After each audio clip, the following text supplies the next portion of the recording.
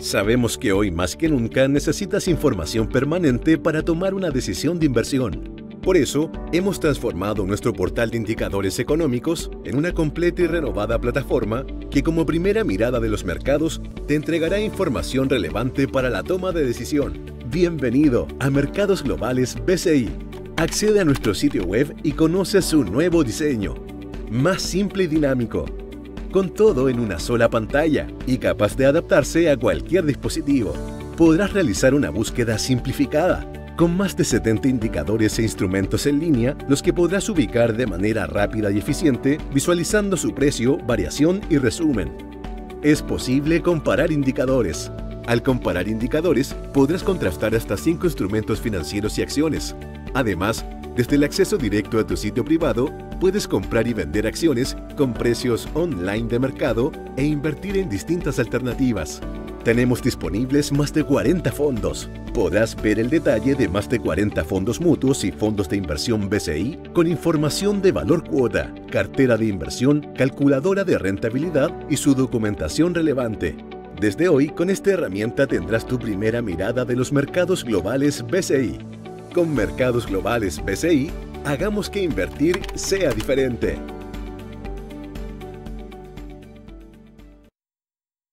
Somos BCI, el banco chileno con mayor presencia internacional. Primero llegamos a Miami y luego crecimos hasta formar una gran red con presencia en 7 países y con más de 1000 colaboradores en el extranjero que te entregan asesoría y soluciones donde estés. En este viaje que no se detiene, queremos ser un mejor socio para ti, para ayudarte a lograr todos tus objetivos. Reinventemos juntos la manera de hacer negocios. BCI, seamos diferentes.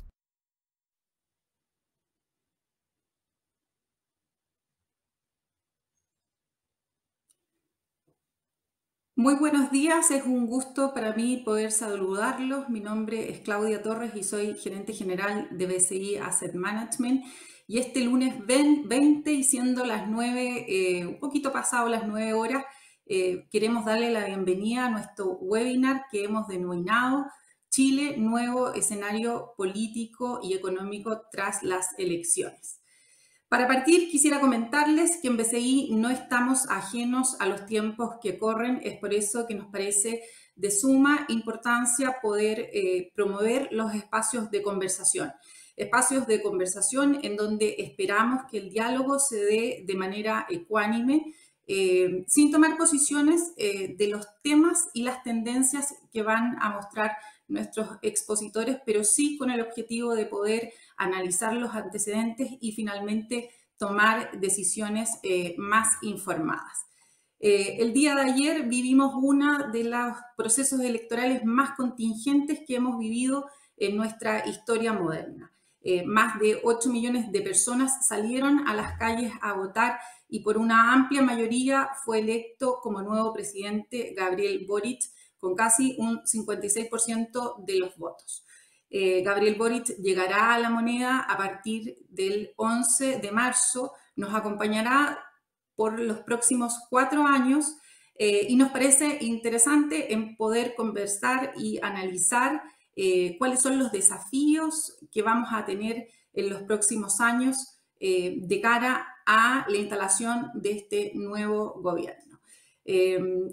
Para esto hemos invitado a 2 destacados profesionales que han seguido muy de cerca este proceso electoral que nos van a ayudar a empezar a analizar.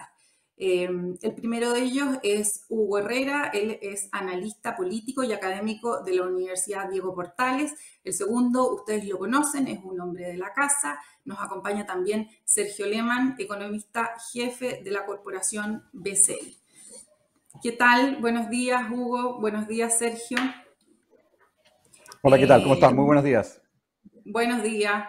En el caso de Hugo, Hugo es abogado de la Universidad de Valparaíso, es doctor en filosofía de la Universidad de Würzburg, es profesor titular de la Facultad de Derecho de la Universidad Diego Portales y columnista dedicado principalmente a la filosofía del derecho. Fue director del Instituto de Filosofía de la Universidad Diego Portales hasta abril del 2020 y en la actualidad es profesor en la Escuela de Derecho en dicha universidad. También, como comenté, nos acompañan, y ustedes ya lo pudieron ver, Sergio Lehmann. Sergio es magíster y doctorado en economía, en ingeniería económica de la Universidad de Stanford.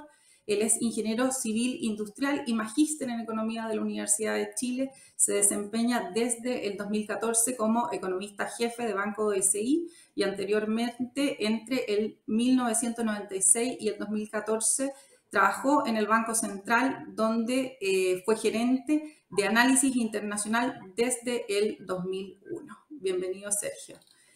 Y bueno, creo que es importante mencionar a todos los que nos escuchan que vamos a estar recibiendo las preguntas, las dudas que tengan para que las puedan poner a través de nuestro chat, y en la medida que vayamos avanzando en nuestros análisis, tanto económicos, que vamos a partir con Sergio, y también después político con Hugo, podamos ir comentando las preguntas que ustedes nos hagan llegar, así que, y son muy bienvenidas también.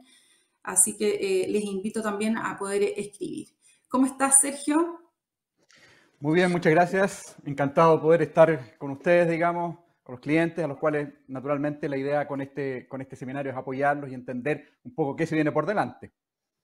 Exacto, yo creo que ya entrando en materia, Sergio, yo creo que muchos lo hemos escuchado en los medios, también algo de referencia se hizo ayer en el discurso.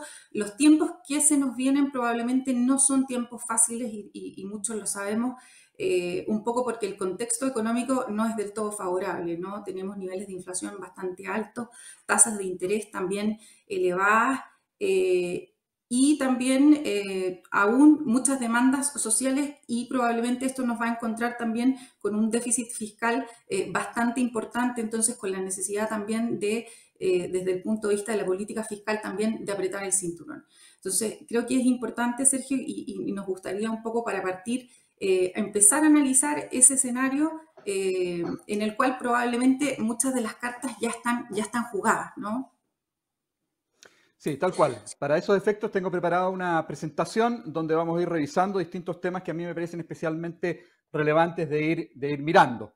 En la primera lámina, en la primera presentación, básicamente aquí presento lo que son los datos un poco primero, digamos, relativos a las elecciones y luego qué se viene, digamos, en materia económica. Hugo naturalmente va a abordar con mayor detalle todo lo que tiene que ver con la elección, digamos, y los alcances que esto representa. Pero bueno, datos, ¿no es cierto?, bien conocemos, por un margen casi algo mayor a 11%, a 11 puntos de diferencia. Boric es electo presidente y destaca particularmente, digamos, una alta participación relativa a lo que fue la primera vuelta. 56% de participación, lo cual claramente da cuenta de que hubo capacidad de ambos candidatos, probablemente más de Boric, y por eso, ¿no es cierto?, entendemos este resultado, para movilizar a votantes que en la primera vuelta no se habían manifestado. Los mercados financieros naturalmente recogen esta noticia con fuertes caídas. Todavía no tenemos abierta la bolsa, pero sí el tipo de cambio está mostrando un alza relevante, estaba abriendo en torno a 870 pesos y probablemente también vamos a ver alza de las tasas de interés, entendiendo de que naturalmente hacia adelante hay incertidumbre. Hubo, ¿no es cierto?, planteamientos originales, ¿no es cierto?, de parte de Boric que claramente eran disruptivos y por lo tanto eso abre una incertidumbre importante hacia adelante. Es cierto, digamos, luego, digamos, preparando la segunda vuelta, presentó, digamos, un tono muy moderado. Así es que la gran pregunta es que si ese tono moderado, digamos, más bien inclusivo, ese tono que busca más bien tratar de convocar a gente especialmente de centro, gente más bien entonces del centro político, pueda entonces eso materializarse y efectivamente ir manifestándose en su programa hacia los próximos años. Pero naturalmente hoy día hay una incertidumbre importante y las definiciones que vendrán en los próximos días van a ser claves para ir de alguna manera despejando parte, digamos, de esas incertidumbres. La desaceleración económica en 2022 va a ser importante. Este año vamos a crecer con mucha fuerza, ¿no es cierto? Eso ya fue recogido por el Banco Central. También en nuestros informes lo hemos ido reportando. Estamos previendo un crecimiento de 11,5%, pero 2022 va a ser un año complejo, digamos. Va a ser un año complejo porque la desaceleración, como ya bien decía, va a ser importante. Nosotros estamos proyectando un crecimiento de 1,4%. Y eso da cuenta de la posibilidad de que efectivamente durante la segunda parte del próximo año, de hecho, tengamos una recesión, es decir, una caída en la actividad económica durante 2 trimestres consecutivos. 2023 también va a ser complejo. Nuestra mirada apunta que también, ¿no es cierto?, ese año vamos a tener un muy débil crecimiento, de hecho más bien en torno al 0%, y eso naturalmente también da cuenta de que el próximo gobierno tiene desafíos muy importantes en materia económica, digamos, entendiendo que la desaceleración naturalmente lleva a que, primero, ¿no es cierto?, la generación de empleo va a ser mucho más débil. Nosotros estamos previendo que la generación de empleo vaya recuperándose pero muy lentamente y eso naturalmente genera ciertas presiones del lado político, presiones para probablemente gastar más y probablemente también incorporar nuevos bonos de apoyo a la familia, cosa que no hay espacio, digamos, para avanzar en esa línea. La pregunta entonces es que la responsabilidad fiscal va a seguir siendo un eje central para el próximo gobierno.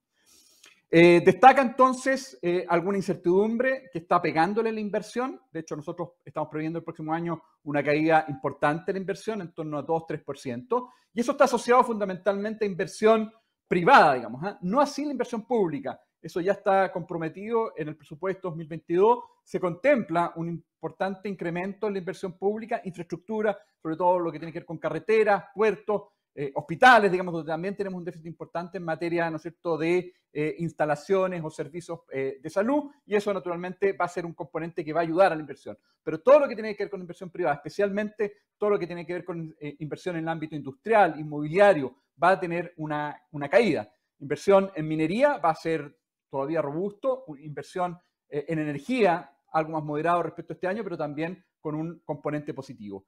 Y también explica la desaceleración importante el próximo año, una política monetaria que va a ser contractiva. Ya, ¿no es cierto?, la semana pasada el Banco Central apuntaba a un incremento importante en la tasa de política monetaria. Eso va a frenar el crecimiento de la demanda interna. Van a haber nuevos incrementos de tasa de interés en los próximos meses, de manera de ir llevando la demanda interna a niveles más sostenibles en el tiempo. Este año la demanda interna, el consumo especialmente, está creciendo con mucha fuerza, más de, ¿no es cierto?, 20% para el año como un todo, y eso naturalmente no es sostenible. Detrás de eso han venido los apoyos que está entregando el gobierno, ¿no es cierto?, a través del IFE universal y otros apoyos que está entregando a través de bonos, y también la inyección de liquidez a propósito de los retiros de fondos de pensiones. En la próxima lámina lo que vamos a ver es que estamos viendo como definiciones claves que deberían estar marcando los desarrollos en el mercado financiero y también lo que podríamos esperar hacia adelante. La definición del gabinete es clave, digamos, y yo acá pongo el acento en dos carteras que son centrales. Ministerio del Interior, básicamente porque eso va a definir el equipo político que va a acompañar, ¿no es cierto?, al presidente electo, Boric, y también lo que tiene que ver con el Ministerio de Hacienda. El Ministerio de Hacienda es quien maneja, ¿no es cierto?, los recursos del Estado y, por lo tanto, el manejo que haga y todas las medidas y reformas que se hagan, digamos, hacia adelante, tienen que venir acompañadas con las definiciones que haga el próximo ministro de Hacienda. Hay bastantes nombres que en este ámbito están dando vueltas. Yo creo que va a ser bien importante la definición del lado, ¿no es cierto?, de lo que tiene que ver con Hacienda, de la persona que va a estar liderando, ya decía, digamos, esta cartera. Si es una persona de carácter moderado, responsable fiscalmente, creo que va a ser bien leído por el mercado. Como bien decía, todavía hay dudas porque todavía no tenemos una definición en esa línea, pero creo que hay que estar muy atentos, digamos, a cuál va a ser definitivamente ese nombre. Afortunadamente están sonando gente que es relativamente moderada, digamos, que son fundamentalmente este denominado Consejo Asesor, que estuvo de alguna manera también graduando lo que fue el programa de Boric. El programa de la primera vuelta era muy disruptivo, con, ¿no es cierto?, consecuencias muy negativas para la economía, con mucho, ¿no es cierto?, incertidumbre y efectos, ¿no es cierto?, negativos en confianza y en la inversión. Bueno, este Consejo Asesor buscó, ¿no es cierto?, poner algo de moderación.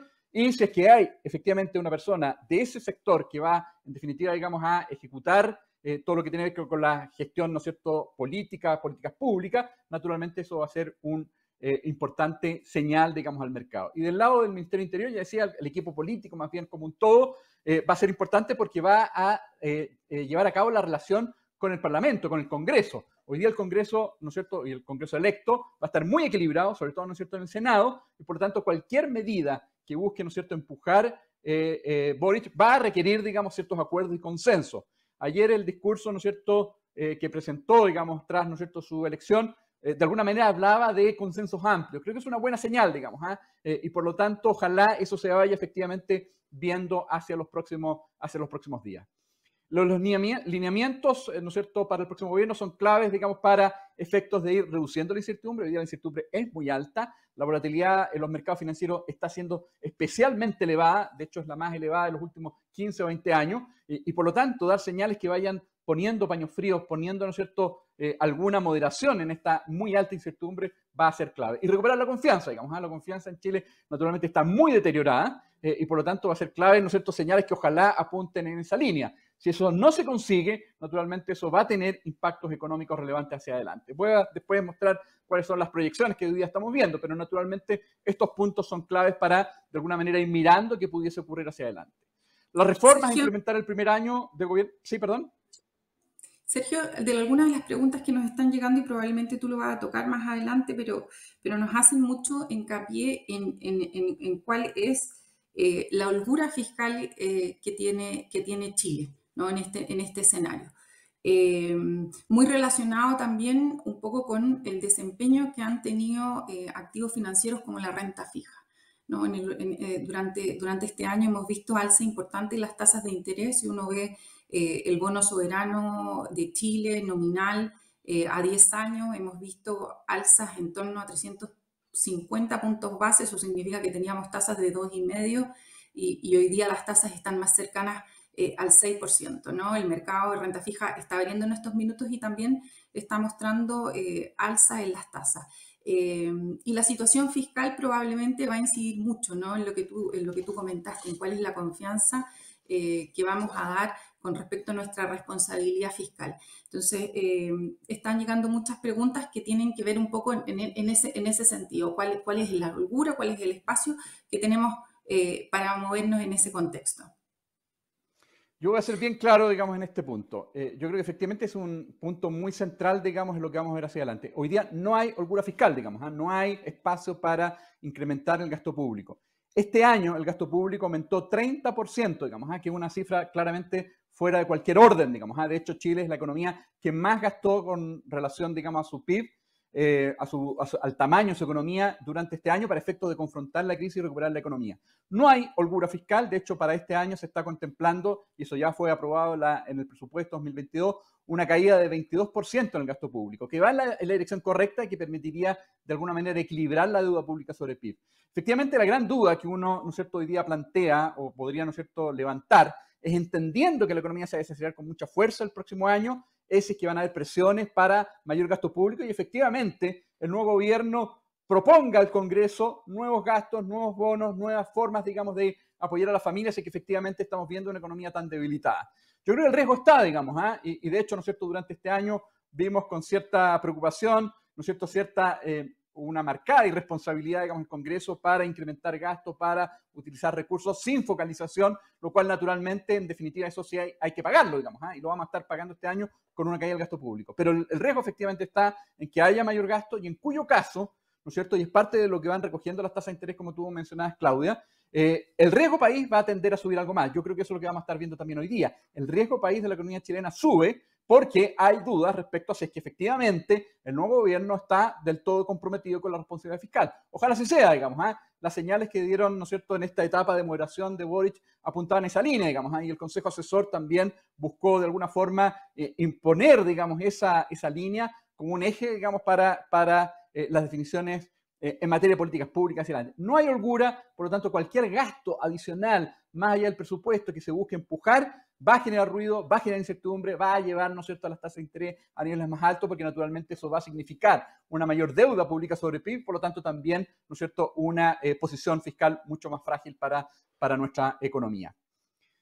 A ver, si quieren, volvemos a la presentación. ¿Sí? Yo creo que es importante quizás recalcar, Sergio, que en ese sentido las señales tempranas que se puedan dar van a ser positivas para de alguna manera empezar a decantar estas incertidumbres que se abren un poco a partir del día de hoy, ¿no? Probablemente, como tú decías, quizás no dar nombres, pero sí ir mostrando que probablemente alguien de este Consejo Asesor puede tomar un rol protagónico, sin duda va a ir ayudando a visibilizar a los mercados que estos temas tan importantes como responsabilidad fiscal van a estar sobre la mesa durante este próximo gobierno. Sí, ojalá ese nombre, digamos, en el Ministerio de Hacienda se defina rápido, porque eso va a poder traer tranquilidad a los mercados y efectivamente eso es lo que va a buscar, digamos, el nuevo gobierno. Yo esperaría que sí, digamos, y que ese nuevo, ¿no es cierto?, ministro de Hacienda plantee el eje responsabilidad fiscal como un elemento clave, digamos, hacia adelante. Pero naturalmente, mientras eso no lo tengamos, vamos a tener mucho ruido, mucha incertidumbre y, por cierto, digamos, un riesgo importante de que esta holgura fiscal que no existe sea digamos, de alguna manera interpretada, digamos, y lleve a la posibilidad de nuevos gastos, digamos, hacia adelante que naturalmente van a complicar el manejo político en materia de políticas públicas, digamos, y política fiscal, digamos, hacia adelante. Sergio, te aprovecho de hacer otra pregunta que nos llega. Si nos preguntan si es posible modificar el presupuesto fiscal. Algo tú ya comentaste que no sí, efectivamente, sí, se podría efectivamente, si es que el Congreso lo aprueba, digamos, y es de hecho una iniciativa del gobierno, de la presidencia. Naturalmente, si el nuevo presidente, Gabriel Boric, digamos, ve ciertas presiones para aumentar el gasto y cede esas presiones, plantea un proyecto, digamos, en el Congreso y ese proyecto es aprobado, pero naturalmente no va a ser fácil, va a tener que buscar acuerdos, porque bien sabemos, ¿no es cierto?, que está muy equilibrado, particularmente el Senado, pero ya sabemos también, ¿no es cierto?, que algunos sectores, ¿no es cierto?, incluso la centro derecha, probablemente van a estar proclives, digamos, a movimiento en esa línea, si es que hay algún grado, digamos, de justificación importante, al menos desde el punto de vista, ¿no es cierto?, de lo que pueda plantear el gobierno para poder avanzar. Efectivamente se podría modificar el presupuesto y creo que el principal riesgo durante 2022 tiene que ver justamente, digamos, con ese punto. Perfecto. Sigamos, Sergio, porque yo creo que hay otros temas que también hoy día son de suma importancia, ¿no? En particular también la inflación y bueno, cómo va a ser la conducción de la política monetaria considerando este escenario, ¿no? Efectivamente, digamos, la política fiscal ya hablábamos, pero van a haber, ¿no es cierto?, algunas propuestas importantes en materia de reformas y naturalmente entonces ahí la gran pregunta es cómo se va a priorizar. Hacer muchas reformas simultáneamente no es posible, probablemente van a poner cierto énfasis en el lado de las pensiones y ahí claramente también creo que buscar acuerdos va a ser central, digamos. Hay una diferencia muy importante entre la propuesta que está haciendo Boric versus, ¿no es cierto?, lo que está haciendo Kast y por lo tanto avanzar, digamos, buscando, digamos, acuerdos en aquellos puntos donde hay cierta mirada común. Yo creo que, por ejemplo, lo que se refiere a la pensión universal, creo que hay ciertos acuerdos, por lo tanto, por ese lado va a haber ciertas posibilidades, digamos, de ir a avanzar. Creo que es importante recobrar el diálogo, recuperar la convivencia nacional y naturalmente, ya lo decíamos, hay grandes interrogantes, particularmente relacionados, digamos, con la preocupación en torno a pymes. Ahora, ojo que al respecto, digamos, se hace cargo Boric ayer en su discurso, digamos, da cierta mirada, algo que había estado bien ausente, digamos, en su programa, pero que lo da en su discurso, digamos, una vez, ¿no es cierto?, que es electo, conocido, ¿no es cierto?, anoche los resultados. Vamos a la siguiente lámina, en donde vamos a ver que en el ámbito social, naturalmente, también hay hartas preguntas. ¿Qué va a pasar con la violencia, la delincuencia, el empleo? Probablemente, ¿no es cierto?, Hugo a lo mejor va a poder abordar algo en esa línea.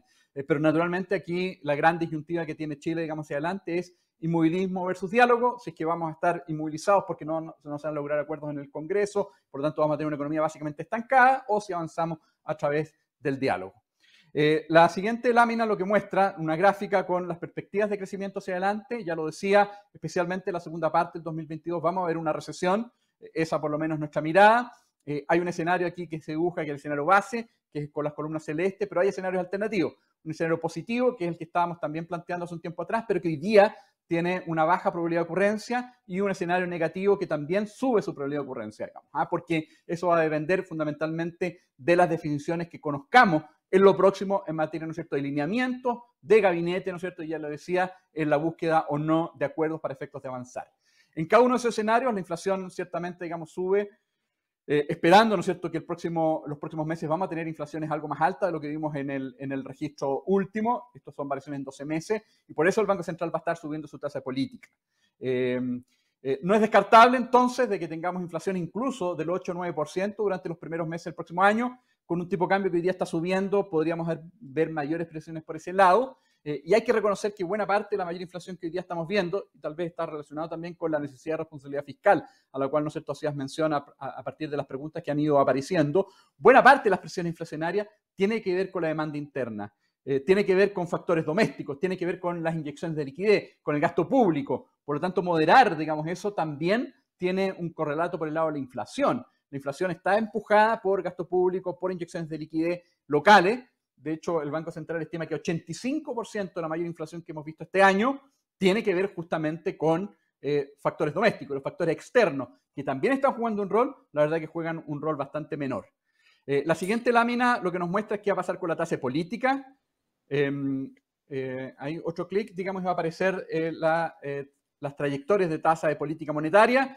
Nuestro escenario más probable apunta a que la tasa de política monetaria va a seguir subiendo, va a llegar en torno a niveles de 5%, pero no es descartable que incluso se quede más arriba, que es el escenario, ¿no es cierto?, con la línea roja que se dibuja en esta gráfica del lado derecho, ¿no es cierto?, con una tasa de política, una tasa de interés entonces bastante más alta, si es que la inflación tiende, digamos, a ir presionando aún más, ¿no es cierto?, hacia adelante. Si es que, y aquí nuevamente, vinculado con lo que tiene que ver con gasto público, el gasto público se amplía el próximo año por las presiones políticas, por lo, ¿no es cierto?, que se comentaba, a pesar de que no haya holgura fiscal, bueno, necesariamente la tasa política va a tener que llegar a niveles más altos porque la inflación ciertamente, digamos, se va a ir de alguna manera desalineando aún más respecto, digamos, a la meta de 3% del Banco Central. En la siguiente lámina, lo que estamos viendo Sergio, es... ¿sí? antes que ya pasemos, me gustaría tocar un tema en el caso de la inflación, ¿no? Porque en el IPOM que publicó hace muy poquitos días el Banco Central, ellos hablan de una inflación para el próximo año en torno a 3,7%, ¿no? Que es más baja que la que hoy día en general está, si uno mira las proyecciones de distintas casas, de distintos economistas y ve un poco lo del mercado, se aleja un poco, ¿no? Yo diría que el promedio de las estimaciones estará en torno a lo que es un 4,5%, ¿no? Y de alguna manera el mercado está dando cuenta de que va a ser más costoso que quizás de lo que está previendo el Banco Central el poder bajar la inflación, ¿no? Y un poco, ¿qué te parece a ti? Lo mostraste ahí rápido en tus proyecciones de inflación, en cuál va a ser probablemente la trayectoria.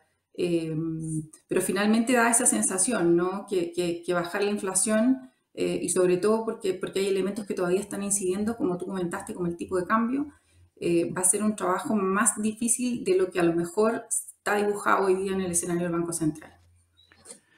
Efectivamente, nosotros estamos más bien alineados con una inflación que el próximo año va a terminar en 4,5%, y ya lo decía, durante los primeros meses del próximo año vamos a tener inflaciones sobre 7%, incluso acercándose a 8%, variación en 12 meses. Nosotros estamos proyectando que este año cierre en 7%, con una inflación muy alta, por cierto, y ya lo decía, fundamentalmente asociado a factores locales, a el hecho de que nosotros, lamentablemente, como país, hemos sido demasiado irresponsables desde el punto de vista de los recursos públicos. Yo creo que va a ser difícil llevar la inflación más abajo del 4,5% por dos razones importantes. Una, ya la mencionaba, ¿no es cierto?, también lo comentaba, el tipo de cambio. El tipo de cambio está presionándose al alza y eso naturalmente le pega a la inflación. Todos los bienes importados, en la medida que el tipo de cambio sube, van a recoger justamente, digamos, ese debilitamiento del peso. Y el segundo factor tiene que ver con que la liquidez en la economía se va a ir retirando, pero muy gradualmente. El Banco Central también lo planteaba en su informe de política monetaria publicado la semana pasada. Una parte importante de los recursos que se retiraron de los fondos de pensiones todavía están en las cuentas corrientes, en, ¿no es cierto?, cuentas de ahorro en los bancos, digamos. Estamos hablando más o menos del 20% del total de lo que se retiró está más o menos en cuentas de ahorro. Se retiraron 50 billones de dólares, estamos hablando de que llegaron a ahorrarse en torno a 10 billones de dólares. Todavía una parte de eso está en las cuentas de ahorro y por lo tanto eso va a generar que la inercia en el consumo se va a sostener durante los próximos meses, porque naturalmente todavía hay una liquidez importante y eso va a sostener cierta presión sobre los precios. Por eso decía que en realidad, ¿no es cierto?, y en línea con lo que mencionaba, va a ser difícil llevar la inflación rápidamente al 3%. Probablemente va a ser recién, incluso hacia finales del 2023, comienzo del 2024. Creo que vamos a ver un año 2022 complejo, no solamente entonces porque la economía va a estar muy frenada, especialmente, ¿no es cierto?, la segunda parte del año con caída, sino además porque vamos a tener un escenario inflacionario que naturalmente complejiza el manejo de la política económica. En parte eso se ha estado recogiendo y esta lámina así lo presenta en las tasas de interés, digamos. El gráfico de la izquierda representa la curva de rendimiento que teníamos al cierre la semana pasada, con incrementos muy fuertes en las tasas de interés de corto plazo, porque el Banco Central va a estar subiendo la tasa política, y hacia los medianos largo plazo estamos viendo tasas más bien altas, pero bastante planas, digamos, y eso también es un indicador de que probablemente vamos a tener una recesión durante el 2022. Cuando las curvas de rendimiento son más bien planas, esto es una curva de tasa de interés de 3 meses a 30 años o 40 años, bueno, eso significa que efectivamente hacia adelante viene la necesidad de bajar tasas con el propósito de estimular la economía, por lo tanto es un buen indicador de lo que podría pasar en materia de actividad. Y lo que muestra el gráfico a la derecha es que si bien las tasas de interés venían bajando, lo que vamos a ver hoy día es un incremento importante de las tasas. Ya, ¿no es cierto?, Claudio lo mencionaba, ya estamos viendo la apertura del mercado, alguna presión en ese lado. Yo creo que vamos a alcanzar de nuevo los valores que vimos hace algunas semanas atrás, porque la incertidumbre hoy día que estamos viviendo naturalmente se refleja en eso, premios por riesgo que tienden a subir, porque naturalmente tenemos muchas preguntas respecto a cuál va a ser, en definitiva, la política fiscal del próximo gobierno, y mientras tengamos dudas, riesgos, naturalmente eso los mercados lo van recogiendo. La próxima gráfica, ahí está, perdón, curva de rendimiento. Ese es el nivel de PIB que estamos esperando, la trayectoria punteada es nuestro escenario base, una economía muy estancada en los próximos años. Voy a marcar la siguiente, por favor, lo que muestra las tendencias que mostramos antes de 2019 y lo que estamos viendo hoy día. Ha habido un costo importante en materia de crecimiento de tendencia hacia adelante. La línea punteada verde mostraba cuál era nuestra capacidad de crecimiento y nuestro entonces nivel de actividad que estábamos esperando hace un par de años atrás, y la línea roja representa nuestra realidad hoy día. Eso representa, digamos, todo lo que ha sido el impacto de la incertidumbre política que vivimos durante los últimos 2 años y las políticas mal diseñadas. La siguiente punto muestra que efectivamente es un costo asociado, digamos, a políticas populistas y mal diseño, ¿no es cierto?, en general de medidas, y eso naturalmente ha tenido y está teniendo un costo importante para nuestra economía. La siguiente lámina muestra qué ha pasado con el tipo de cambio. Hoy día estaba abriendo, ya lo decía, digamos, en torno a 870. Hay factores estructurales que están explicando este movimiento, como también componentes asociados a la incertidumbre política. Acá en esta gráfica se muestran los distintos eventos que fueron de alguna manera marcando el tipo de cambio. Eso refleja la componente de incertidumbre política, primero con el estallido social hacia fin del 2019, las intervenciones del Banco Central, la elección de constituyentes muy cargado, ¿no es cierto?, a la extrema izquierda, que naturalmente también levanta incertidumbre. Es un elemento paralelo que naturalmente está jugando un rol y va a jugar un rol durante los próximos meses, digamos.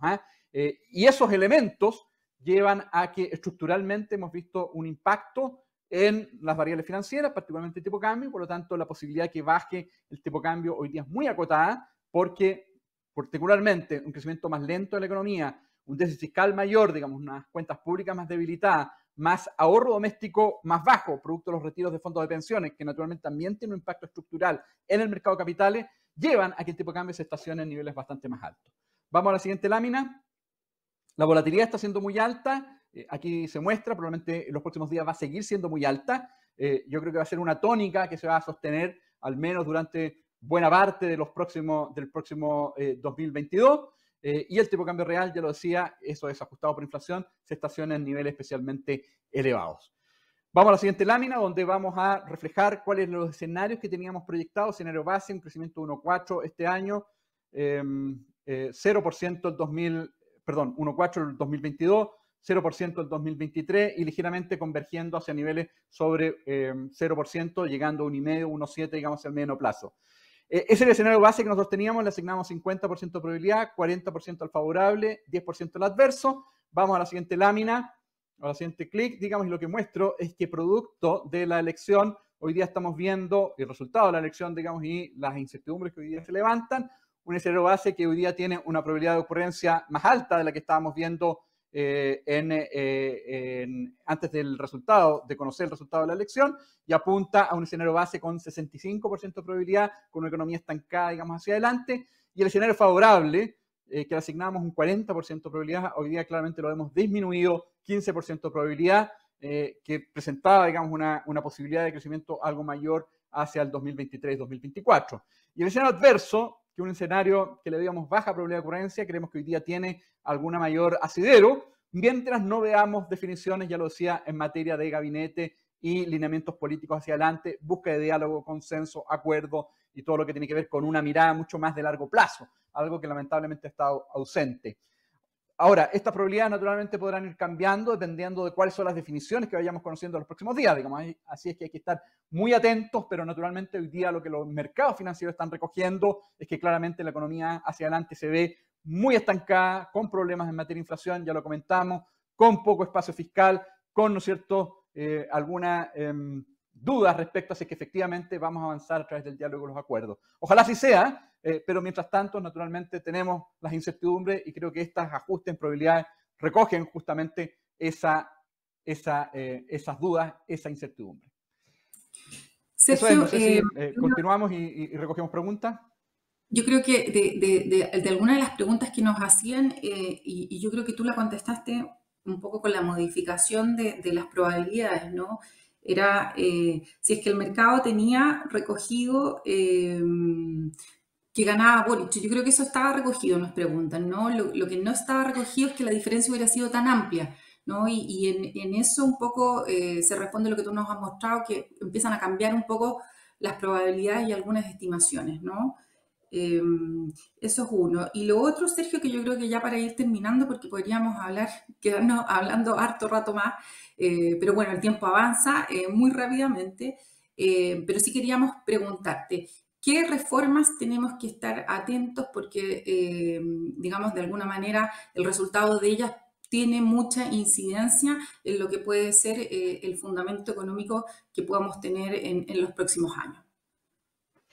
A ver, yo creo que efectivamente, digamos, hay reformas que aparecen bien urgentes, digamos, particularmente lo que tiene que ver con pensiones, salud. Yo creo que esa es mi lectura, digamos.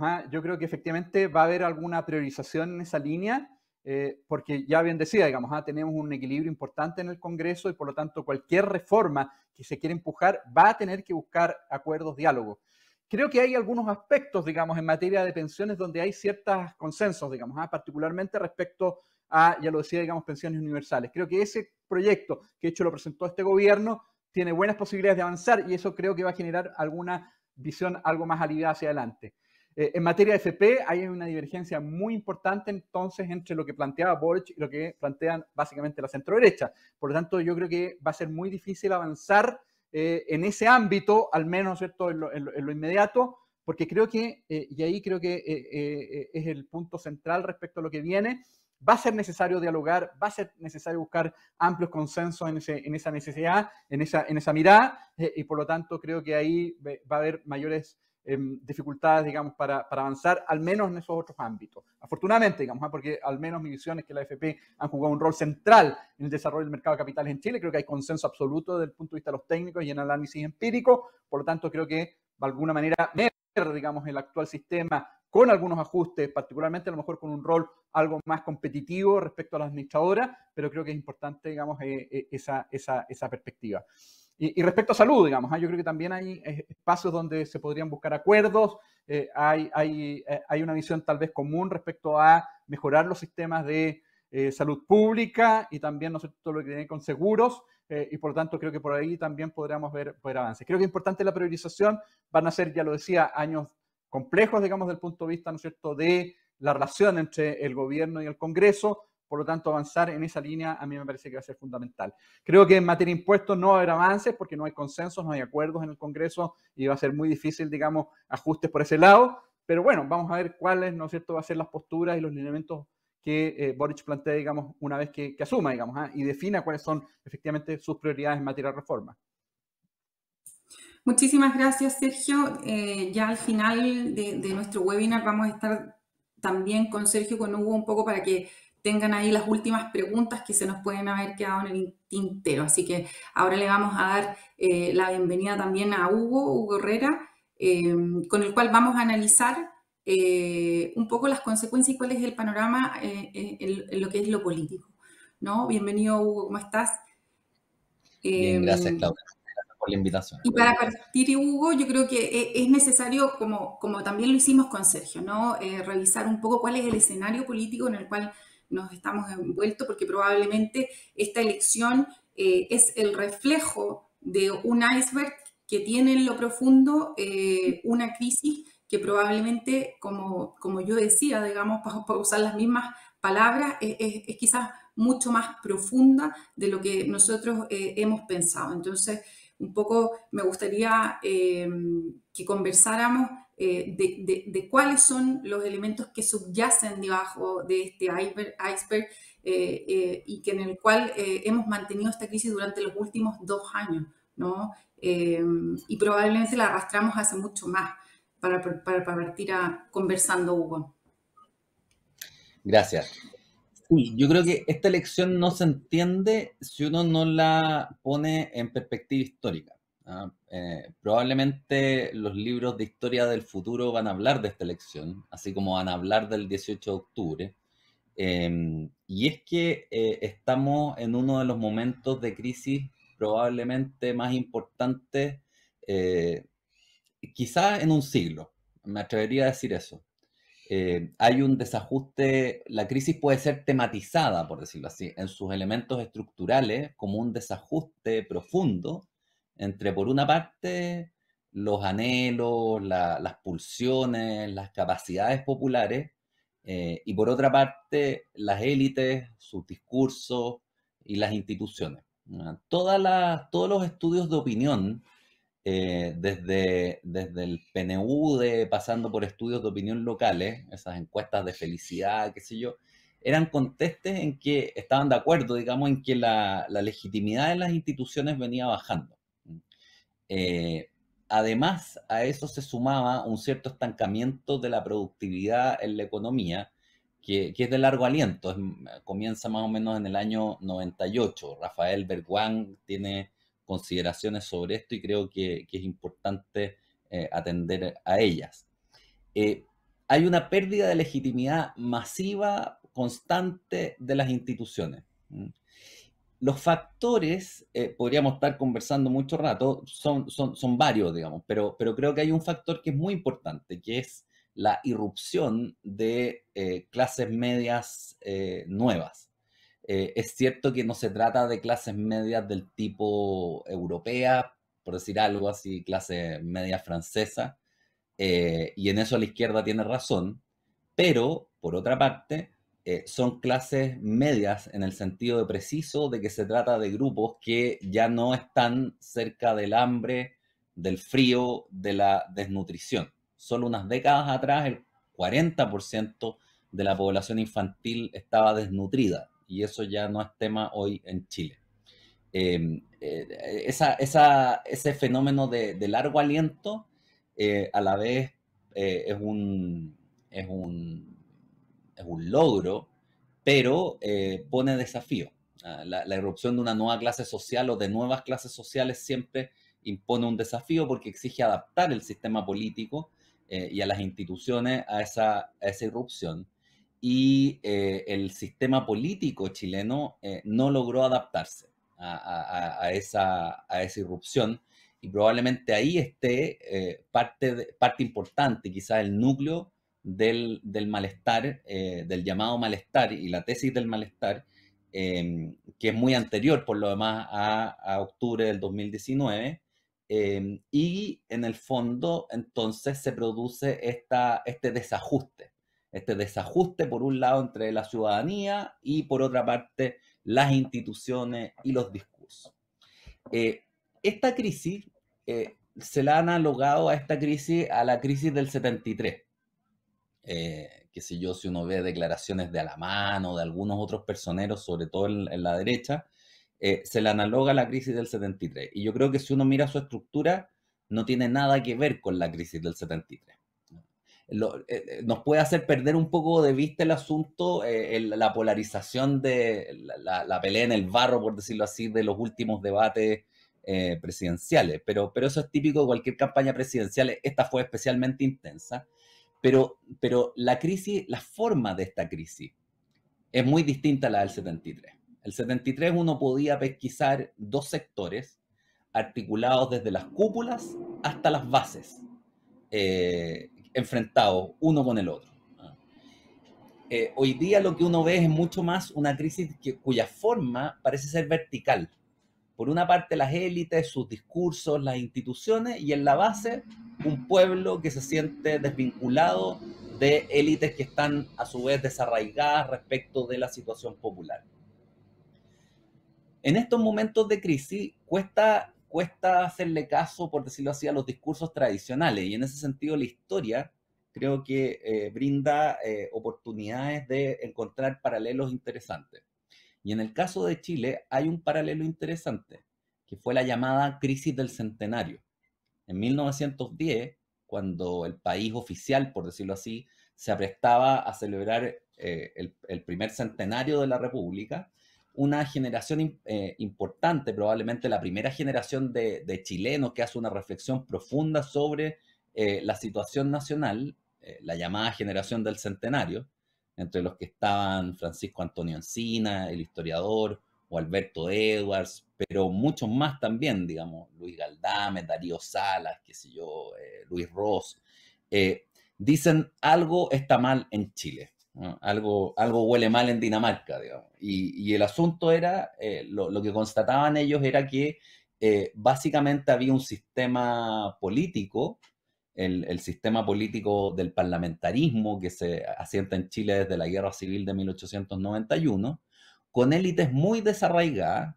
En la práctica uno podría ilustrar el asunto, élites que habían cerrado sus haciendas y se habían ido a vivir a la capital o incluso a París. Estaba de moda irse a vivir a París.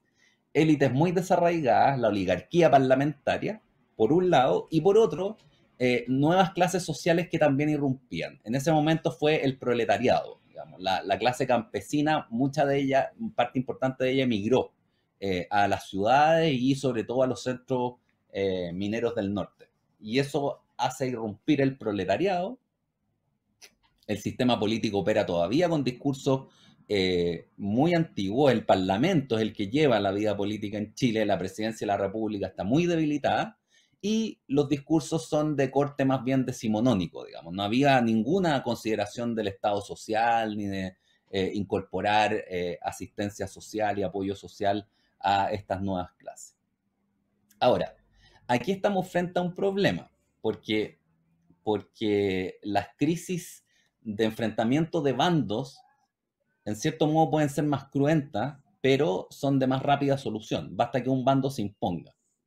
En cambio, en estas crisis verticales, donde es la situación popular la que no encuentra expresión en las instituciones, en los discursos políticos, en élites desarraigadas, son de más largo aliento, ¿no?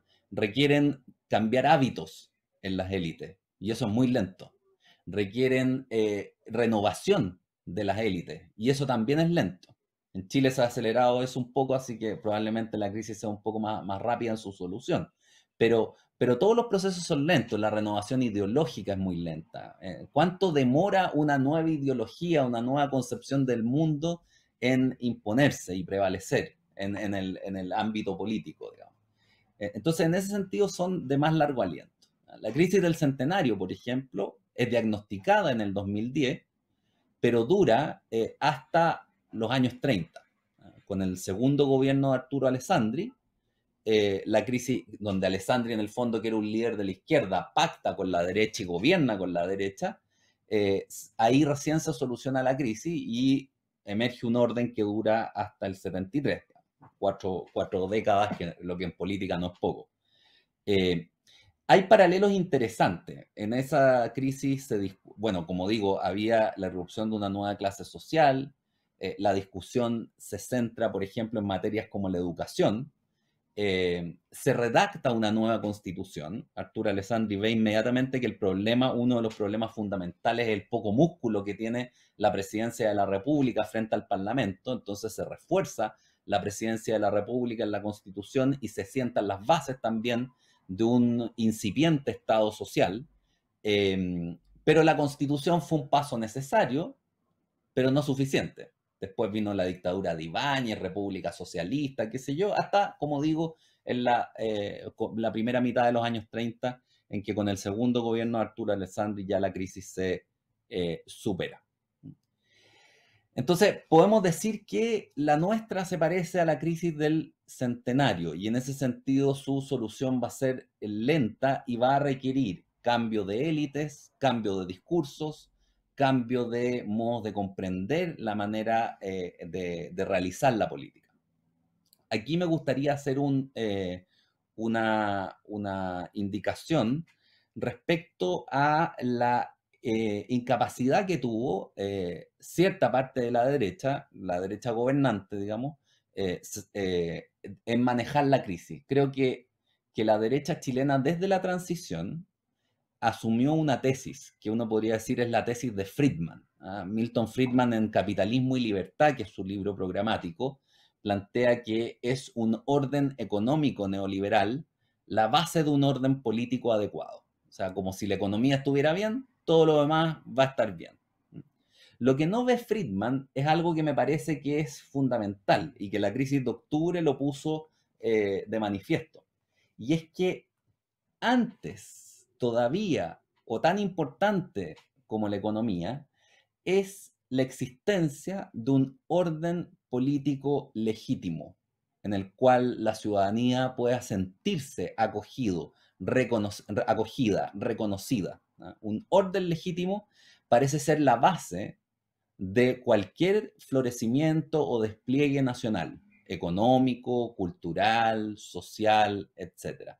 Y en ese sentido, lo que hubo en Chile parece haber sido un orden político que venía perdiendo legitimidad y cuya crisis en el fondo desencadena todo un proceso de descomposición que termina afectando también al sistema político. Esta manera de comprender la cuestión no es de izquierda, por decirlo así. Podríamos señalar que esta es la tesis de Diego Portales. Portales era un comerciante que se dedica a la política cuando ve que las condiciones institucionales, político-institucionales en las que él se desenvolvía, le impedían desenvolverse bien.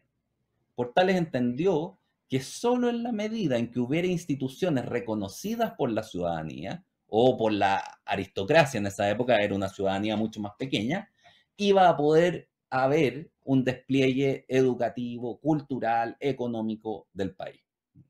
Entonces, en ese sentido, creo que pierde en este contexto el diagnóstico más de carácter más economicista, por decirlo así, y muestra su importancia un diagnóstico más abarcante que, junto con considerar las variables económicas, atienda también a la cuestión de la legitimidad política. Es eso lo que está en juego hoy día. Y es eso a lo que hay que atender, me parece, para ver cómo se desenvuelve el país de los próximos años.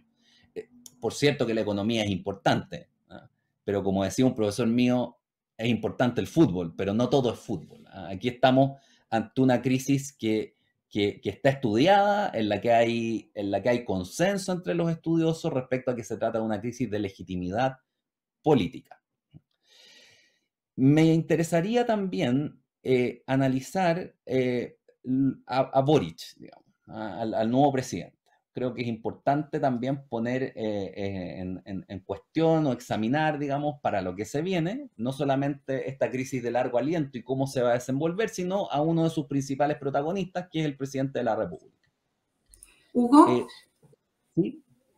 También creo que sería importante dentro de ese análisis cómo se va a relacionar este Gabriel Boric con los otros poderes que hoy día emergen con bastante fuerza, ¿no? Un Senado y también la Convención Constituyente, ¿no? Para que también lo tengamos. Hay varias preguntas en ese sentido, así que creo que es importante también recogerlas. Gracias. Vale. Sí, voy a ir para allá. Primero voy a caracterizar al protagonista, para después ver cómo se relaciona con los demás grupos. Gabriel Boric, yo he sostenido que hay dos Boric. Y bueno, tampoco es tan misterioso esto, se puede ver en la prensa, digamos. Hay el Boric,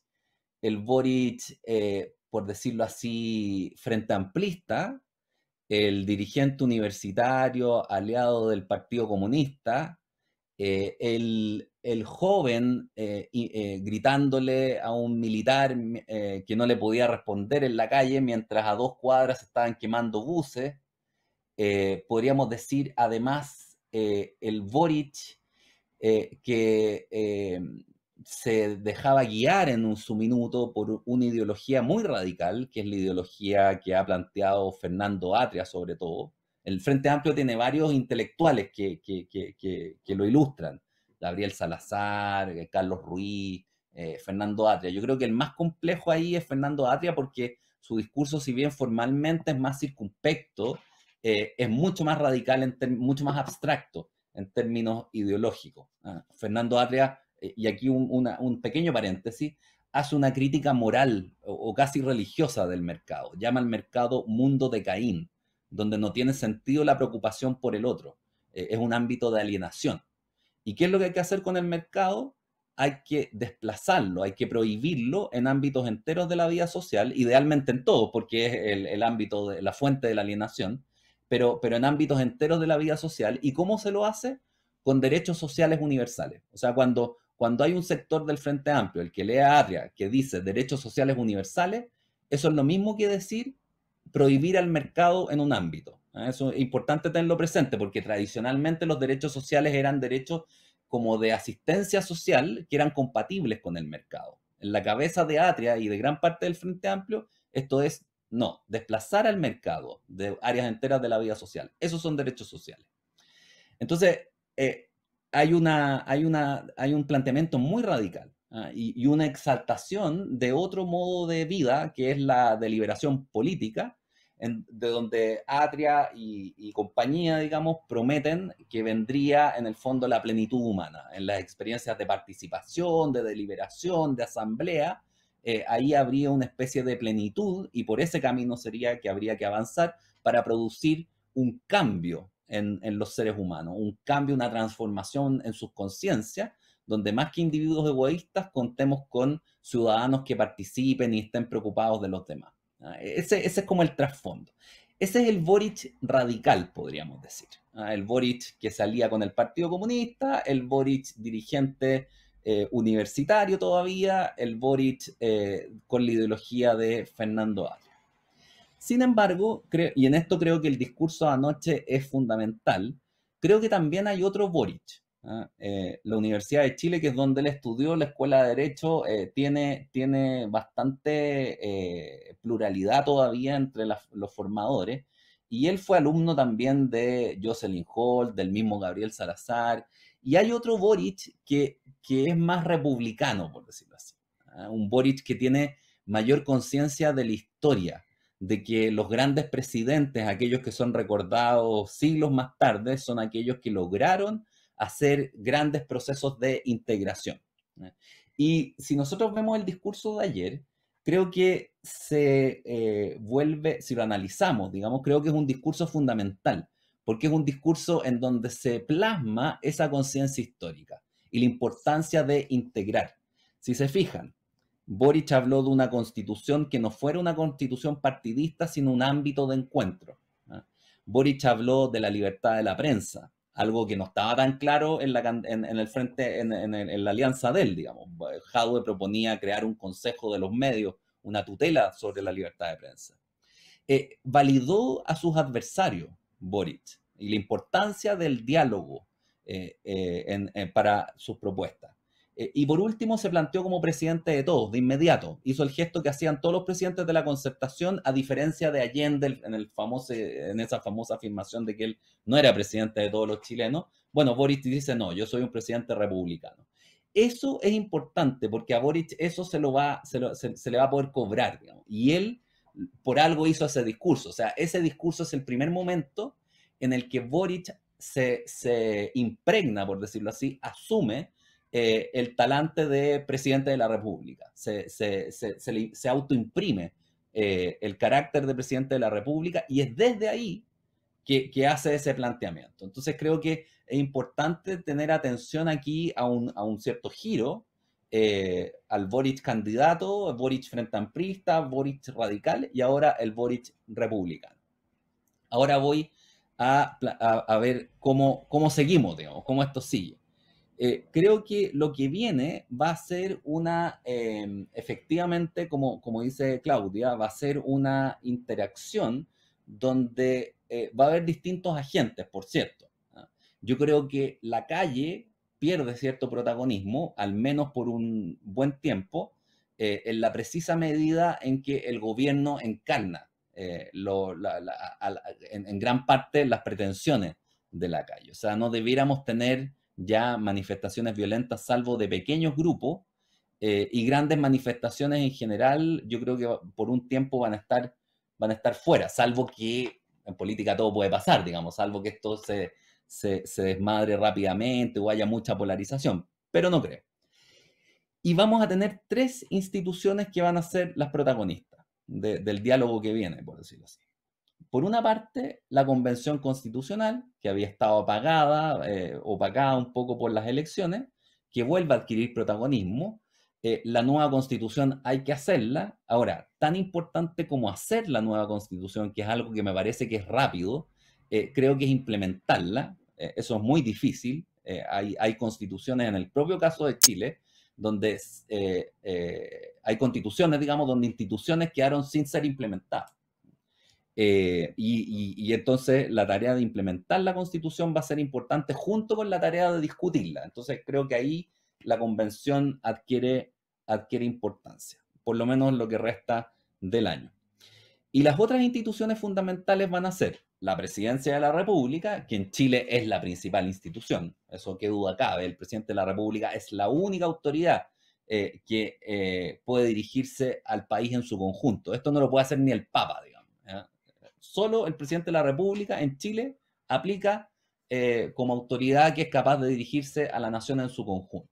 Entonces, naturalmente aquí lo más importante es Boric y por eso creo que era importante hacer esta distinción entre los dos Boric y mi apuesta es que va a prevalecer el segundo. Y por último, la tercera autoridad va a ser el Senado. Yo restaría importancia aquí a la Cámara de Diputados. Creo que la Cámara de Diputados queda ciertamente más o menos equilibrada, pero hay mucha dispersión de fuerza. En cambio, en el Senado hay dos grandes bloques y estos bloques quedaron más equilibrados que nunca porque están realmente empatados, digamos. Esto no había pasado desde que había senadores designados, que no había pasado, digamos. Hoy día, en cambio, con fuerzas, con senadores elegidos, quedó empatado el asunto. Entonces, lo que va a venir es un entendimiento o un diálogo que puede tener momentos de tensión, puede descomponerse incluso, pero a ese diálogo al que hay que atender entre estas tres fuerzas. Voy a hacer dos indicaciones sobre proyecciones, digamos, lo que uno podría esperar que va a pasar en los próximos años, aunque esto es política, insisto, y si ya la economía es incierta y los economistas como Sergio tienen que hacer ejercicios de esfuerzo mental formidables, digamos, para tratar de proyectarse al futuro, creo que en política es más o menos parecido. Pero sí se puede, como digo, tener indicaciones en la historia, y en la medida en que las instituciones, las autoridades y el pueblo mantienen ciertas características a lo largo de las décadas, esto puede mantenerse, digamos. Yo veo que lo que va a ocurrir, lo que debiera ocurrir, si es que el asunto no se descompone, o sea, si el diálogo funciona, es una tendencia hacia lo que podríamos llamar la moderación y también una cierta mediocridad. Por de pronto, la Constitución no va a ser un texto, una pieza argumentativa, ¿sí?, hecha por una cabeza, qué sé yo, que estuvo a cargo. La del 80 era muy fácil esperar, de la del 80 era muy fácil esperar algo así, la cabeza de Jaime Guzmán la concibió, la redactó y la armó. Y entonces tenía una lógica interna esa Constitución, estaba perfectamente armada, qué sé yo. Hoy día tenemos 155 convencionales, no todos son muy ilustrados, letrados son algunos solamente. Probablemente va a haber mucho más negociación en el intermedio, indicaciones en representación de grupos menores. O sea, yo creo que la Constitución va a quedar mediocre en términos de elegancia en el planteamiento, de organización, qué sé yo. Pero con esa mediocridad me parece que basta, porque hoy día no tenemos ningún símbolo que nos una a todos como país.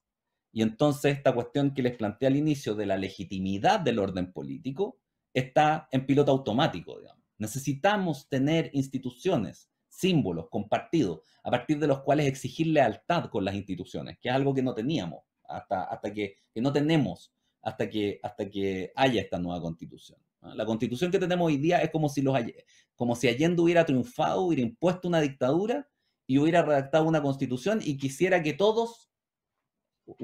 ese bando que todos reconociéramos esa constitución. Es imposible. La constitución actual no funciona como símbolo. Se podría haber escogido otro, volver a la constitución del 25. Bueno, no fue así, pero esta constitución, aunque sea mediocre, creo que va a ser importante. Y lo que va a venir probablemente es, entonces, en los juegos y arreglos para producir un orden político legítimo, que probablemente los años que vengan van a ser también de moderación y cierta mediocridad. No va a estar en el primer punto el crecimiento económico, al menos el crecimiento económico por sí mismo, porque también los distintos sectores políticos le están dando importancia a la productividad, a la cuestión de la ciencia y la tecnología aplicada a los procesos productivos. La inversión en ciencia en Chile es muy baja. El gasto, digamos, público en ciencia es minúsculo, es 1/10 más o menos de lo que se gasta en países OECD. Entonces, existe esa importancia, pero no en el crecimiento, en la cifra de crecimiento por sí misma, sino sobre todo en las condiciones básicas, políticas y científico-epistémicas, por decirlo así, para generar productividad. Y entonces creo que va a ser un periodo que se va a parecer también al que vino después de la crisis del centenario. Los años 40, 50 en Chile fueron de un crecimiento más bien moderado, pero se fue asentando un cierto ethos republicano que fue importante en esas décadas, que después se deterioró porque nuevamente irrumpieron discursos muy abstractos. Hoy día los discursos de la derecha y de la izquierda son amenazantemente también muy abstractos. Tenemos un discurso Chicago gremialista, como lo llamó Jovino Novoa en la derecha, economicista, digamos, y en la izquierda este discurso de Atria al que me he referido. Esos discursos podían adquirir protagonismo, pero en la medida en que los consensos, los acuerdos, la voluntad de reencontrarnos prevalezca, creo que lo que cabe esperar es, como digo, este ambiente de moderación y cierta mediocridad también. Por último, en lo que toca a la oposición, ¿cómo queda la oposición? Voy a decir 2 palabras sobre esto. Piñera y Kast creo que van a la baja, o sus posturas, digamos, que es la idea, ellos representaron a rajatabla, digamos, la idea de que el orden económico es la base de un orden político adecuado, la tesis de Friedman. Si uno se pregunta cómo es que Piñera, una persona inteligente, fue incapaz de enfrentar las movilizaciones de 2011 con palabras, con retórica, con discurso, y cómo fue incapaz de comprender el 18 de octubre, a tal punto fue incapaz de comprender lo que tuvo que venir el Parlamento, que es un organismo no diseñado para impulsar el proceso político, sino para discrepar y criticar. Tuvo que venir el Parlamento, digo, a ayudarlo y a abrir la senda constitucional, que es el único camino por lo demás que tenemos abierto hoy día. Piñera quedó paralizado, digamos. ¿Cómo es que una persona inteligente, digo, es incapaz de comprender lo que está ocurriendo? Bueno, porque su matriz conceptual era muy estrecha. Y en ese sentido creo que Kast logró avanzar un poco más, en el sentido que reparó en la importancia que tenía la paz y el orden público, pero sigue atado a esta idea de que lo principal es la economía. Y creo que ahí lo que debiera pasar es que otra derecha que ha venido emergiendo en los últimos años, pero que tiene sus raíces en la historia larga del país, porque estuvo presente hasta la dictadura, con la dictadura esa derecha entra en decadencia, y que es la que representan, por ejemplo, Mario Desbordes, Cristian Monkeberg, los Osandón, qué sé yo. Esa derecha debiera adquirir protagonismo, y que es una derecha que asume la tesis portaliana, por decirlo así, que lo que se necesita, y no por casualidad Desbordes estuvo en el acuerdo del 15 de noviembre, lo que se necesita para producir un encuentro y un despliegue nacional, lo primero que se necesita es un orden político reconocido, un orden político legítimo. Recién ahí hay paz, que no sea armada, hay una paz de los consensos, y recién a partir de ahí pueden sentarse las bases entonces para reformas que favorezcan el despliegue espiritual y material de la nación. Me quedo hasta aquí para si hay preguntas poder contestarlas. Muchas gracias. Gracias, Hugo. Oye, hay preguntas. Mira, tenemos una aquí que dice, el Congreso debería forzar acuerdos para llevar adelante las distintas iniciativas. Sin embargo, ¿qué probabilidad le asigna a que la Convención modifique el Congreso favoreciendo a que se lleven cambios con menores niveles de acuerdo? Sí, o sea, a ver, la Convención tiene capacidad de, por ejemplo, eliminar la Cámara Alta, al Senado, podría eliminarlo, digamos. Pero pero me parece que todo esto también está ligado al plebiscito de salida. O sea, la convención es cierto que está cargada a la izquierda, es cierto que tiene protagonismo de sectores, qué sé yo, radicales, pero me parece que tiene dos límites, ¿ya? Por una parte, sectores moderados al interior de la propia convención, que yo creo que son mayoritarios, voy a decir por qué después. Y segundo, el plebiscito de salida. O sea, cualquier medida demasiado radical de la convención podría ser rechazada en el plebiscito de salida, ¿no? Podría hacer fracasar la convención. Y eso es algo que ni la convención, ni el gobierno, ni el Senado, ni nadie se puede permitir, digamos. Sería dejar sin vía de avance a la crisis en la que tenemos, la crisis en la que estamos. Ahora, la convención es más moderada de lo que parece. Si uno junta a los sectores concertacionistas, grupos independientes más o menos moderados y a todos los grupos de derecha, eso da más de la mitad. Quizás no los 2/3, pero más de la mitad, claramente. El problema, y uno se pregunta, ¿y por qué Elisa Loncón y por qué Jaime Baza, que son más bien radicales, sobre todo la primera, en ciertos aspectos? En otros se ha moderado, pero en ciertos aspectos. La respuesta es, la culpa la tiene la derecha, digamos, ¿no?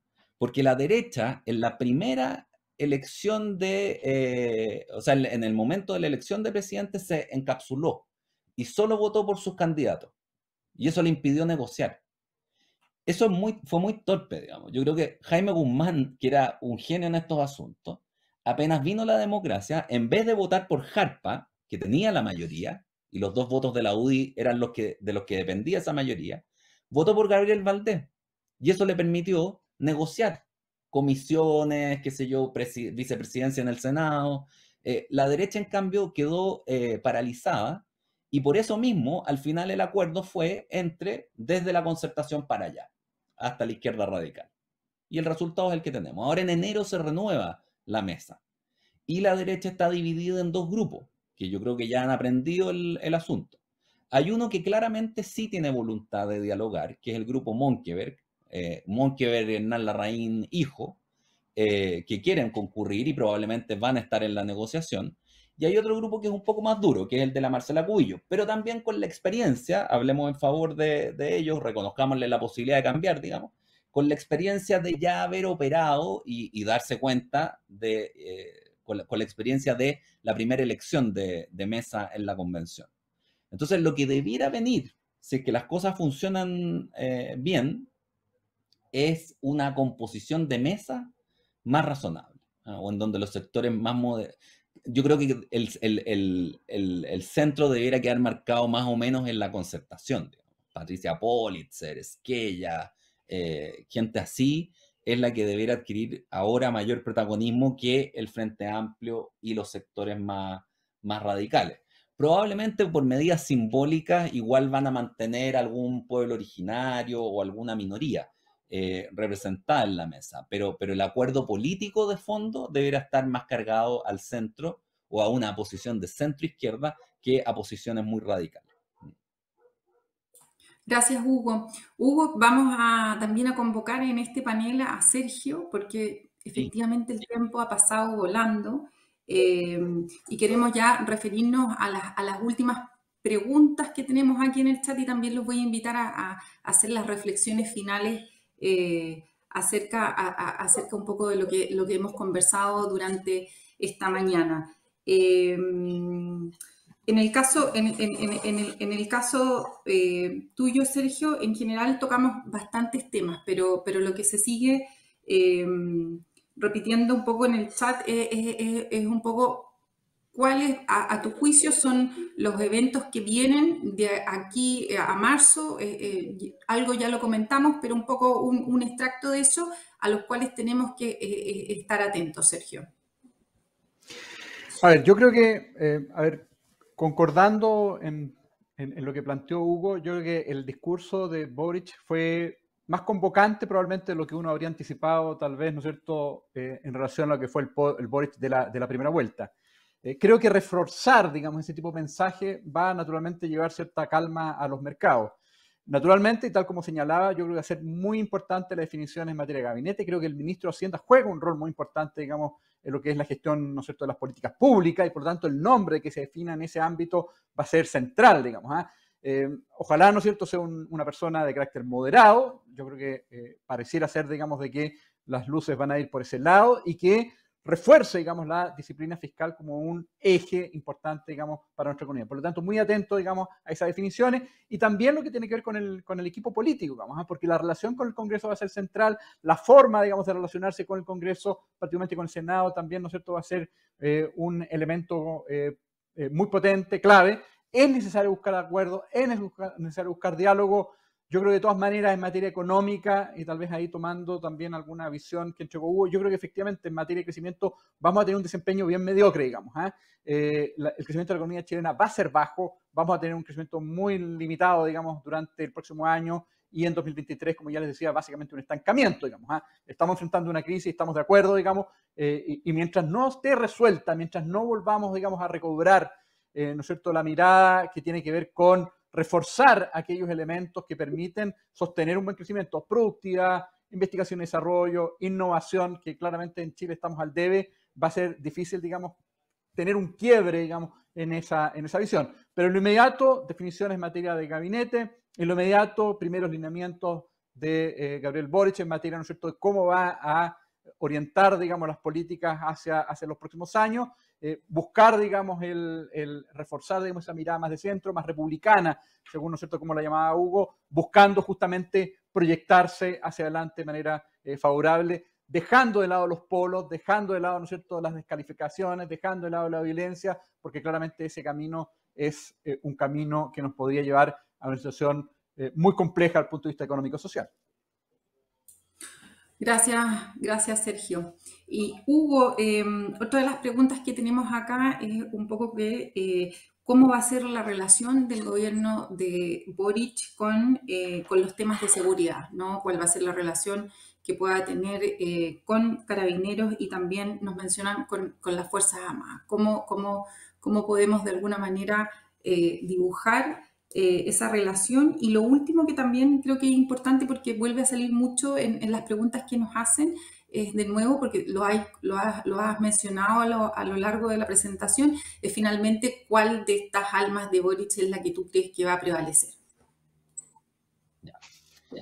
Muchas gracias. Yo creo que las dos preguntas tienen relación. A ver, respecto a la primera, por partir de lo más radical a lo menos radical. Lo más radical sería el escenario Chilezuela, como se lo ha llamado. Ese escenario yo creo que en Chile está descartado, de plano, digamos, por dos razones. Una, porque hay una oposición que en el caso chileno está con toda la crisis de discurso en la que está, con todo lo deteriorado que puede estar en términos, y apaleado hoy día con la derrota, digamos, es una oposición bien organizada. Los dos partidos más grandes del país son de la oposición, o de la nueva oposición, la UDI y Renovación Nacional. Hay una oposición vigorosa, que está además bien articulada socialmente, o sea, no es un fenómeno de marketing, sino que tiene raigambre popular también. Y sobre todo en ciertos bolsones electorales, como se los llama, importantes. Y lo otro que es importante considerar es que el fenómeno autocrático latinoamericano está necesariamente vinculado a una penetración ideológica de las Fuerzas Armadas por parte de la izquierda.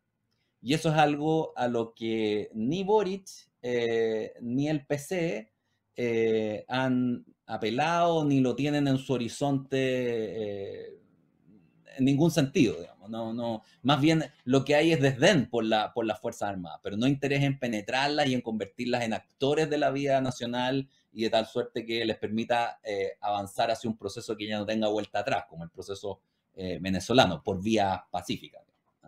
Entonces, en ese sentido, por hablar de lo más radical, creo que hay que descartar fenómenos como el llamado Chilezuela.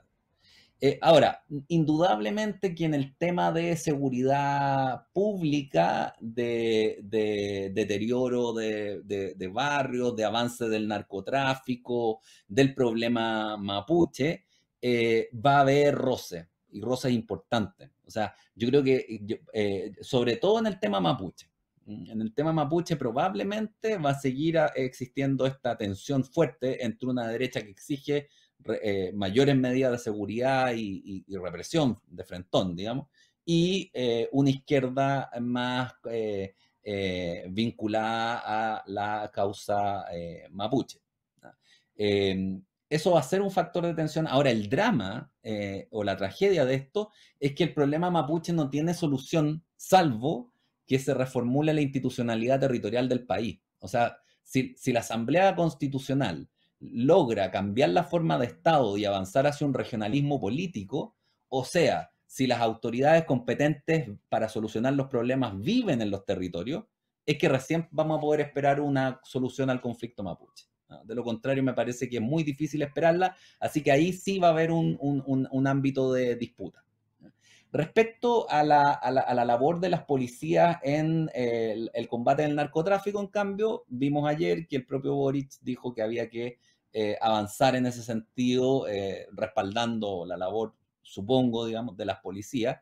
Y ahí hay un tema que es sensible, porque el narcotráfico tiene desplazada la vida vecinal en las poblaciones, sobre todo en los grandes centros urbanos. Y eso creo que es algo que es muy importante para el Frente Amplio y para la izquierda. ¿Cuál de las almas de Boric va a prevalecer?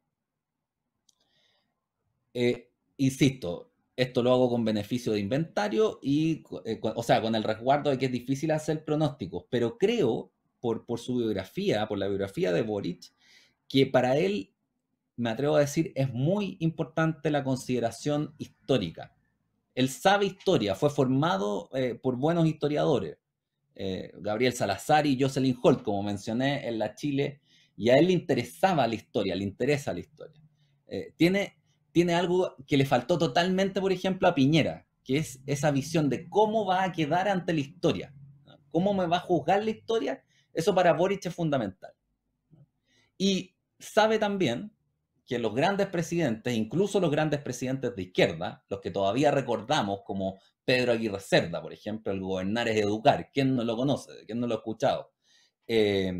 Son presidentes que tuvieron la capacidad de llevar agendas reformistas, por cierto, pero también de tender puentes con la oposición. O sea, de moverse dentro de márgenes republicanos, dentro de márgenes de diálogo y de respeto a las libertades públicas y a la democracia.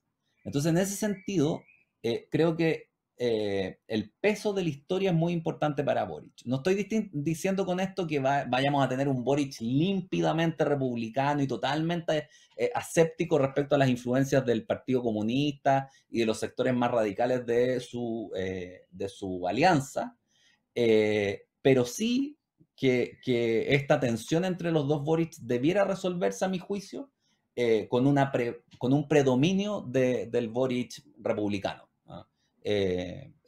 Bajo esta premisa de que él tiene conciencia histórica y valora los ejemplos de gobiernos republicanos. Incluso si uno dice, pucha, valora Allende. Sí, pero fíjense, el Allende al que Boric valora es el Allende republicano, no es el Allende revolucionario. Nunca ha reivindicado una vía chilena al socialismo como proceso irreversible, Boric, como proceso que conduzca a una dictadura del proletariado. Uno puede discutir si eso era Allende en verdad o no, y si Allende era en verdad un revolucionario, castrista o un republicano. Pero el Allende al cual Boric valora es el Allende republicano.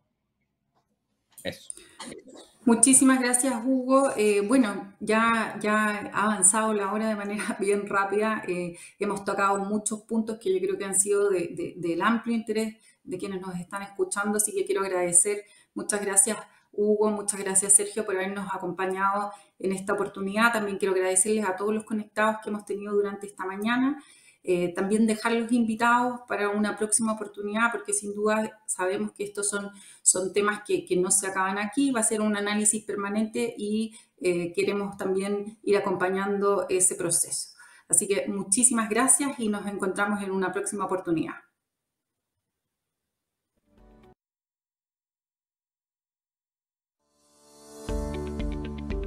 Sabemos que hoy más que nunca necesitas información permanente para tomar una decisión de inversión. Por eso, hemos transformado nuestro portal de indicadores económicos en una completa y renovada plataforma que, como primera mirada de los mercados, te entregará información relevante para la toma de decisión. Bienvenido a Mercados Globales BCI. Accede a nuestro sitio web y conoce su nuevo diseño, más simple y dinámico, con todo en una sola pantalla y capaz de adaptarse a cualquier dispositivo. Podrás realizar una búsqueda simplificada, con más de 70 indicadores e instrumentos en línea, los que podrás ubicar de manera rápida y eficiente, visualizando su precio, variación y resumen. Es posible comparar indicadores. Al comparar indicadores, podrás contrastar hasta 5 instrumentos financieros y acciones. Además, desde el acceso directo a tu sitio privado, puedes comprar y vender acciones con precios online de mercado e invertir en distintas alternativas. Tenemos disponibles más de 40 fondos. Podrás ver el detalle de más de 40 fondos mutuos y fondos de inversión BCI con información de valor cuota, cartera de inversión, calculadora de rentabilidad y su documentación relevante. Desde hoy, con esta herramienta tendrás tu primera mirada de los mercados globales BCI. Con Mercados Globales BCI, hagamos que invertir sea diferente.